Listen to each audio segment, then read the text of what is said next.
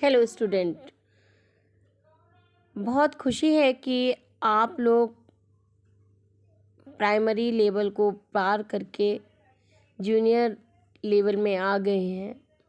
अब आपको एक सब्जेक्ट अधिक पढ़ना पड़ेगा, ज़्यादा पढ़ना पड़ेगा, वो है आपका संस्कृत। आपने हिंदी तो बचपन से पढ़ी हुई है, नर्सरी से हिंदी आप पढ़ते हुए चले आ रहे हैं, लेकिन अब ये भाषा आपको पढ़नी पड़ेगी। एक नई भाषा है संस्कृत। ठीक है, तो संस्कृत जो ये भाषा है, ये संस्कृत भाषा देवताओं की भाषा है और ये सबसे प्राचीन भाषा है और देवता लोग इस भाषा में बात करते हैं और इसे देव भाषा या देववाणी कहा जाता है। ठीक है, तो हम कुछ बातें संस्कृत के विषय में जानेंगे। तो आगे बढ़ते हैं बेटा। देखिए, ये कह रहे हैं कि संस्कृत भाषा संसार की परिष्कृत भाषाओं में से प्राचीनतम है। ठीक है, संस्कृत भाषा संसार की समस्त परिष्कृत माने जो जानी मानी भाषाएं हैं, जिनका व्याकरण पूर्ण है, ऐसी भाषाओं में क्या है, प्राचीनतम है, सबसे पुरानी है। निश्चय ही है संसार भर का समस्त भाषाओं में वैदिक और अन्य महान साहित्य के कारण श्रेष्ठ है।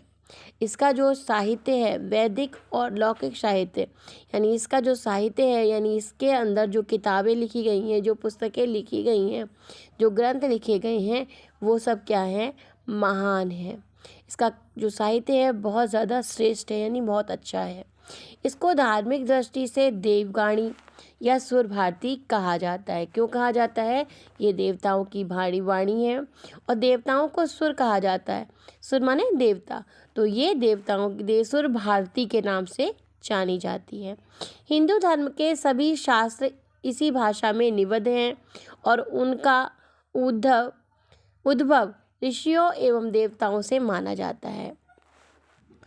वे कह रहे हैं ये बात सही है कि वेद जो है, वेद तो वो अपौरुष हैं, किसी व्यक्ति के द्वारा लिखे हुए नहीं हैं, क्योंकि यदि व्यक्ति के द्वारा कोई भी चीज़ लिखी जाती है तो उसमें गुण दोष का होना स्वाभाविक है।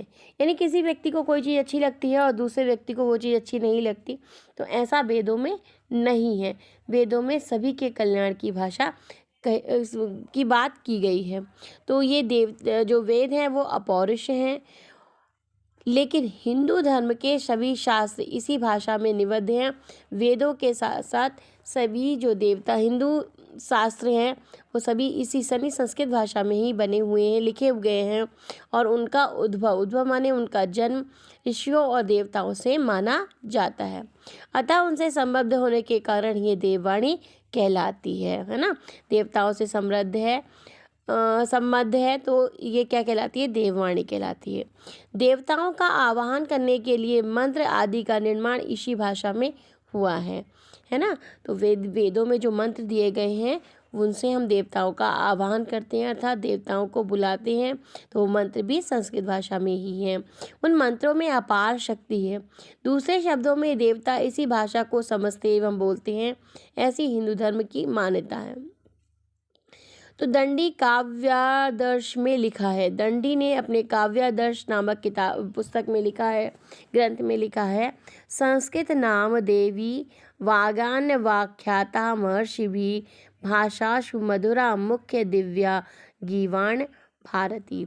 अब ये संस्कृत भाषा के बारे में कह रहे हैं कि संस्कृत नाम देवी, संस्कृत नाम की देवी वाणी है, वाख्याता महर्षि जिसकी व्याख्या देवता महर्षि माने ऋषियों ने की है, महर्षि आदि ऋषियों, महामुनि ऋषियों मुनियों आदि ने की है।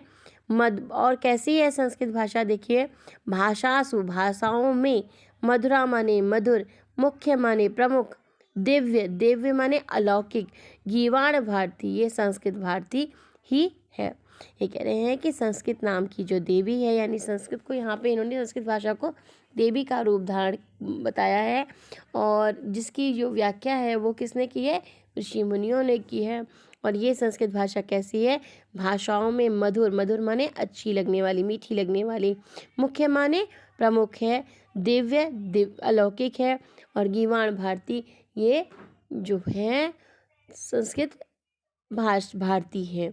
तो संसार के सर्वप्रथम ग्रंथ ऋग्वेद आदि इसी गौरवमयी वाणी में महर्षियों द्वारा भगवान का आंतरिक प्रेरणा से निर्मित हुए थे। अब यही बात मैंने अभी आपको पहले बताई कि ऋग्वेद जो है, जो वेद हैं, यानी जो 3 वेद हैं, पहले तो 3 ही वेद माने जाते थे, तो ऋग्वेद, सामवेद और यजुर्वेद अथर्ववेद बाद में प्रकट हुआ है। तो ये कह रहे हैं कि ये जो वेद हैं, ये सब संस्कृत भाषा में ही महर्षियों द्वारा भगवान का आंतरिक प्रेरणा से निर्मित हुए हैं, यानी जो परमात्मा इस संसार को बनाने वाला है उसके द्वारा आंतरिक प्रेरणा से, अंदर की प्रेरणा से उत्पन्न हुए हैं, बने हुए हैं। इसी भाषा में अध्यात्म की गंभीर गुत्थियों को सुलझाने वाले उपनिषदों का प्रणयन हुआ है। ये कह रहे हैं कि आध्यात्म यानी हमारे यहाँ जो आध्यात्म कहा जाता है, यानी परमात्मा को हम किस तरीके से प्राप्त करें, उस तरीके से जो भी हमारा बताया जाता है, तो उसकी गंभीर गुत्थियों को, यानी गंभीर यानी जो प्रश्न चिन्ह उस पर लग जाते हैं, उस प्रश्न चिन्ह को सुलझाने के लिए उपनिषदों का प्रणयन हुआ, यानी उपनिषदों को लिखा गया। सृष्टि के विकास क्रम एवं प्रलय का वर्णन करने वाले इतिहास ग्रंथ, पुराण आदि का निर्माण भी संस्कृत भाषा में ही हुआ है। हमारे पूर्वज आर्यों की उत्कृष्ट संस्कृति, रीति रिवाज एवं परंपरा आदि का भी अवतरण इसी सुर भारती यानी इस संस्कृत भारती में ही हुआ है। इस प्रकार लौकिक अभ्युदय और पारलौकिक श्रेयस सिद्धि के साधन के जितने ज्ञान, विज्ञान, कर्म कांड, पुराण, शास्त्र, पुराण आदि हैं, वे इसी भाषा में, देववाणी में अवतरित हुए हैं। मेरी भाषा आपको अभी क्लिष्ट लग रही होगी, बहुत ज़्यादा कठिन लग रही होगी, लेकिन ऐसा नहीं है। लेकिन संस्कृत की जो भाषा है बहुत मधुर है, सुमधुर है, और बोलने में बहुत अच्छी लगने वाली है और सरल है, जिससे कंप्यूटर ने भी अपने अंदर समाहित कर लिया है। संस्कृत भाषा को हम कंप्यूटर में आराम से ये टाइप हो जाती है, और इसके जो मतलब इसके बहुत सारे ग्रंथ जो हैं कंप्यूटर में भी सम्मिलित हो चुके हैं। तो इस तरीके से ये भाषा बहुत मधुर है, सरल है, और आपको सीखने में बहुत अच्छी लगेगी। कक्षा 6 के लिए जो संस्कृत दे रखी है, वो संस्कृत में बहुत इजी लैंग्वेज में, बहुत इजी भाषा में पाठ दिए गए हैं, और जो कि पढ़ने में बहुत रुचिकर हैं। तो आप लोगों को संस्कृत भाषा पढ़ने के लिए बहुत बहुत बधाई, और मेरा पूर्ण विश्वास है कि आप लोग संस्कृत भाषा को समझेंगे और उसमें वार्तालाप करने की भी कोशिश किया करेंगे। तो अब हम चैप्टर्स के साथ मिलते हैं। हम पाठों की हिंदी डालेंगे, पाठों को पढ़ाएंगे, उसकी दी गई अभ्यास को पूरा करेंगे। तो बहुत बहुत शुभकामनाएं। धन्यवाद।